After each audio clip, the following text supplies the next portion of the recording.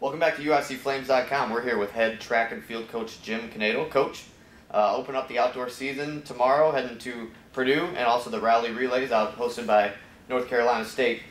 We've obviously had some unseasonably warm weather this spring, which I think has probably helped your program. How has that helped you prepare for the outdoor season, and how does that differ from past seasons when you're dealing with cold temperatures?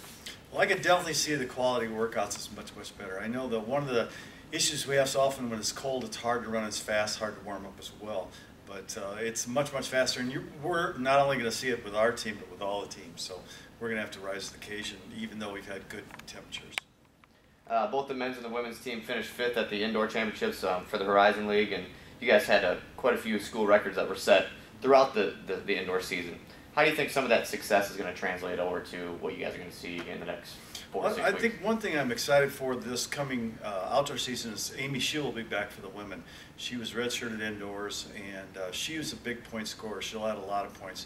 And I think for the team being fifth, we were just a few points out of fourth and not much out of third. So she'll be a big addition and can actually take us to a third place spot. So that'll be nice to see. Speaking of, you mentioned Amy, but you've got strong leadership on both sides, the likes of Matt Zalewski on the men's side, and then Kelly and Amy, the Shoe twins. What are some of the other student athletes, perhaps underclassmen, that you think are going to have some standout springs for you? Well, I think some of the, on the female distance runners, I know Tess Earhart and Rebecca Zader have done a great job. They're part of our record-setting DMR indoors, and I think individually they'll do very well. I think each can easily be in the top 3 or 4 at the conference meet in their events, so they should do a great job. Well, speaking of them, that's a trio of newcomers that really help you in the indoor season. What do you expect them to bring sort of collectively in the outdoor?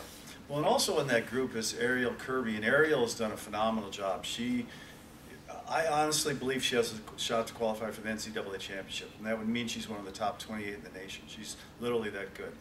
Phenomenal athlete, and I think that we'll see a time this weekend that probably will put her in the top 50 in the nation. So she's done a great job. But the other two freshmen, Tess and Rebecca, have done a wonderful job, and I think that they can certainly place, and that's what I'm looking to see down the road. Finally, the first week of the outdoor season, what are you looking for out of your team as they kind of just ease into the spring?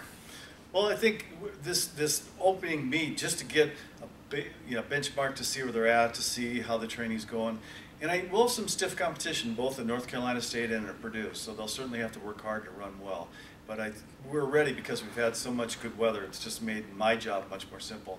And also I haven't frozen my rear end this year, so that's been a great thing. All right, Coach. Thanks for your time. We'll talk to you next time.